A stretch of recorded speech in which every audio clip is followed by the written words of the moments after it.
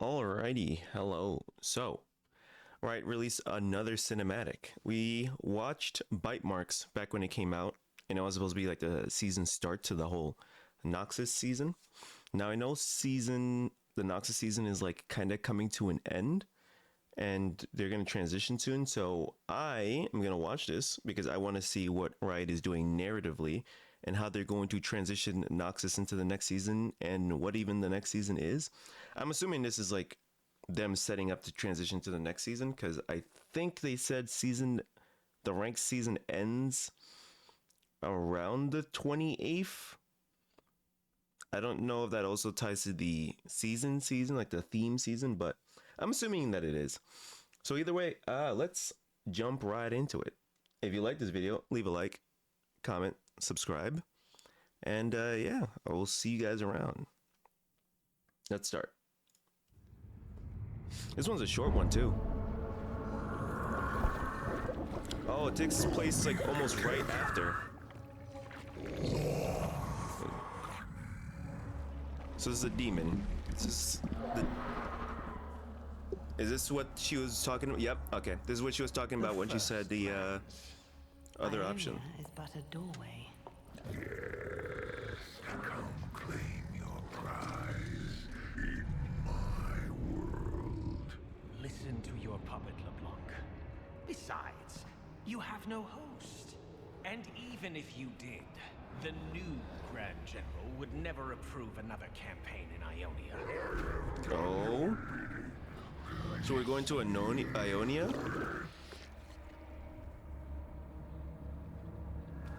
Another Ionian invasion?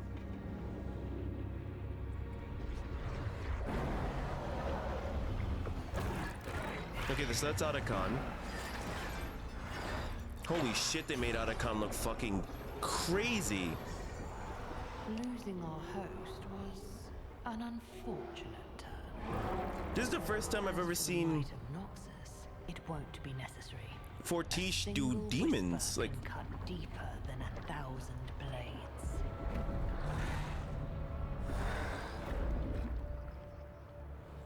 To Ionia, then. oh, Vladimir does not like this. Okay, so we're taking. Okay, so we're doing another Ionian invasion. Okay, so we're gonna do another Ionian invasion. So let's go back because he said there's a gateway. Vladimir. So that's the helmet of I forgot the name of the guy, but Sanuzal, aka Mordekaiser, he had a second in command that was like basically like his general guy, and when he died, that dude got fused with Otacon the demon, and so that helmet that's there is a dude's helmet, and that's kind of like what ties whenever LeBlanc needs to summon Otacon, they just basically kind of use that helmet to summon him back. So I'm assuming that's what the helmet oozing all the way down these pedestals are. Jesus, look how fucking gross and like grody LeBlanc's fingers are. Is it LeBlanc's fingers or is that is that Otacon's hands? That might be Otacon. The first lands. Ionia is but a doorway. So yeah, Ionia is known as the first lands. You actually hear Aurelia call that out whenever she uses her ult. So they're going to Ionia, maybe specifically the Navori Placidium? And Ionia is a doorway. So I know Ionia has like a lot of Asakana and like their own versions of demons. So I'm guessing LeBlanc is looking for a bigger demon? Bigger than Otacon, and she's going to Ionia for it. Okay, so the next theme is gonna be Ionia, which is like in terms of what Riot needs to do in terms of like monetization. Ionia is like all of their love children for skins are in Ionia. Yasuo, Yone, Ari, like Zaya, Rakan, Zed, they're all in Ionia. Kane. So they want to do an Ionian season, that's going to be great for them in terms of like making skins. Oh god, I also hope that they take this chance to update any Ionian champions who really need the update. I'm trying to think, are there any actual Ionian champions who genuinely need a update? Probably Kennen. Kennen visually and kit wise is kind of fine. I think maybe his animations are a little stiff by like today's standards. But Kennen just needs something to do with his present day. I know Legends of Runeterra tried to give him something to do with his like disciples and stuff, but I feel like Kennen needs like something like actually to do with his time. And if they're doing another invasion in Ionia, that'll be a good time to get Kennen in there. Also, I'm surprised that I was naming off Ionian skin children and did not think to say Akali. That's crazy of me. Or Master Yi. Or Lee Sin, even. You know, they have a lot of characters they can include into the story.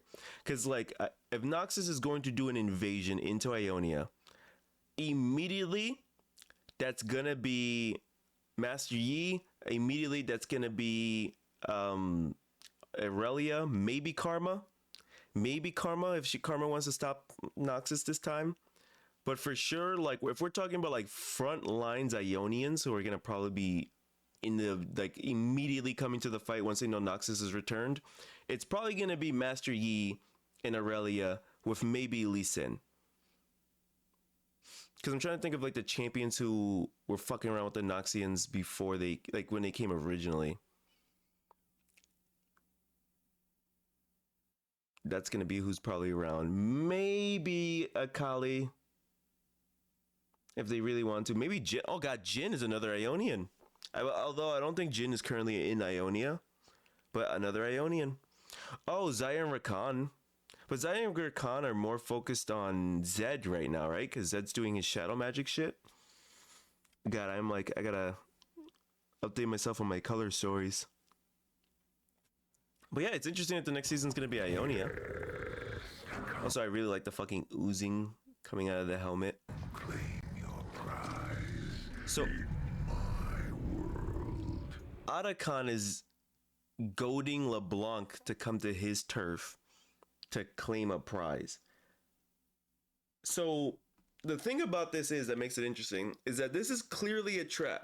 Arakan is clearly setting a trap for LeBlanc, but LeBlanc's not stupid. She clearly knows it's a trap but still wants to go, which means that she knows that she can overpower anything he has in his own realm. Wait, but then in his realm, we're talking about Demon Realm, right? Not the Death Realm? Because I don't think he goes to Mordekaiser's Death Realm. Also, why would you want to go to Mordekaiser's Death Realm? I think she's more about, like, preventing Mordekaiser from spawning. I don't think she really wants to go to Mordekaiser unless she has a way to straight up kill him. This is going to be a very interesting season. Story-wise, anyway. Besides, you have no host. And even if you did, the new Grand General would never approve another campaign in Ionia. And Vladimir is very against it. Which is typical Vladimir, because I don't think Vladimir really gives a shit about interfering with most stuff. But he still agreed to it in the end. Which leads me to believe, is Vladimir going to try to secretly sabotage this trip LeBlanc is planning so that she doesn't go on it? Or is he just going to say he's committing to it, but kind of not really be there? Probably going to be the former, or the latter, but it'd be interesting if it's the former. It'd be interesting, because Vladimir and LeBlanc, low-key, like, don't get me wrong, they work together, but they also kind of low-key fucking hate each other. Like, LeBlanc sends her clones to spy on Vladimir all the time. She does not trust this motherfucker, and he does not trust her. So it's interesting to see how Vladimir is going to try to push the issue. And in Swain, because Vladimir says that Swain's not going to approve this campaign, LeBlanc's going to do it anyway, because, you know, LeBlanc is not going to need Swain's approval. There's no way she's going to need Swain's approval for this.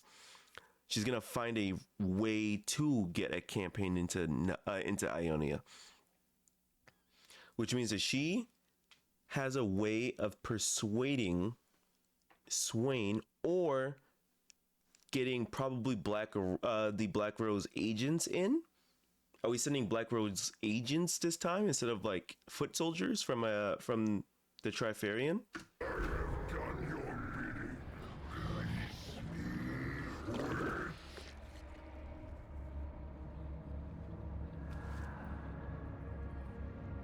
And I wonder what she's whispering.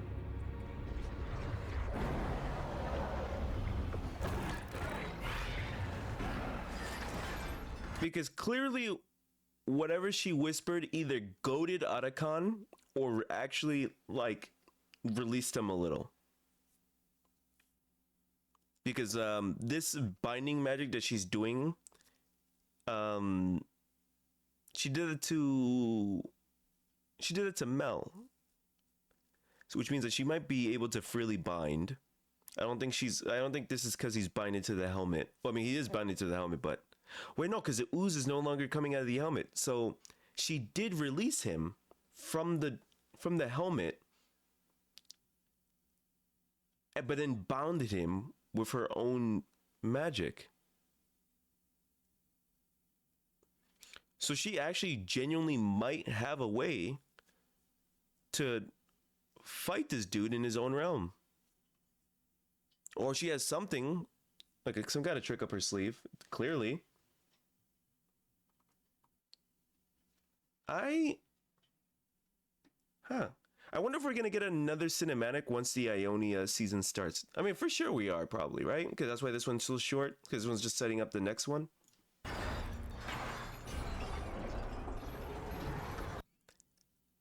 Okay, so yeah, that was Otacon's hands before that I was seeing with all the dirt and grime on it. That is genuinely terrifying. Also, he is massive. But also, what is that square? He's got like, you see like these hoop things around his neck? What is that? Are those just like ornaments or chains or like plating? They're kind of like come apart like chain link. It might just be like decoration. Losing our host was an unfortunate turn. As for the might of Noxus, it won't be necessary. Look at Vladimir with his fucking hemomancy ready. Oh man, that boy was shooketh. A single whisper can cut deeper than 1,000 blades. Okay, so she's not gonna need an army. She's going to get into Ionia, probably with this demon, just by using stealth alone. Oh, so this is a fucking screenshot and a half. Holy shit. She's got scary dog privileges with Otacon behind her like that. Okay. Yeah, no, narratively, this is gonna be interesting. Because Riot's gotta be ballsy as fuck to do another Ionian invasion of with Noxus including. So, because like Noxus themselves have to also be pretty ballsy, because they weren't really. I mean, they were pretty successful the last times. Back with Borm Darkwill, they were pretty successful before. Especially with like all the nuclear bombs they dropped, and then Swain gaining realm. You know, they took their damage, but they definitely licked their wounds and benefited. And Ionia took damage back. It would be pretty ballsy of them to go back, because Ionians are gonna be probably ready. Or maybe. No, the Ionians would be ready for another Noxian invasion. There's no way. There's no way. They wouldn't have dropped their guard in this time. They wouldn't have dropped their guard in this time. To Ionia, then. Oh, you can see the disdain on Vladimir's face. Oh, you can for sure see the disdain on Vladimir's face.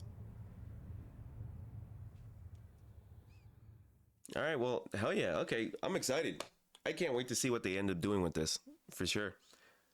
All right, guys. Yeah, that's the season one. I'm guessing ending cinematic or teasing cinematic for the next season being Ionia. Um, you guys will see me again once that Ionia cinematic drops because I need to know narratively what's going on. Because in terms of League of Legends, I think narratively that's the only thing I still follow, except for like Legends of Runeterra news with like Path of Champions. But I really fucking do love the League of Legends story, and I know they're doing a live action. It's gonna take place in I think Vietnam, in islands in Vietnam. Like it's being filmed there. Like it's not like the story is not gonna take place there. Um, and that's gonna be interesting. That's probably I hope that's gonna be based off of Bilgewater, because just the fact that it's like on an island and it's gonna be live action, the most grounded, least CGI inducive slash fantasy story heavy region is Bilgewater. Bilgewater is like pirate shit, and like the fantastical elements come from like the sea creatures and some of its inhabitants.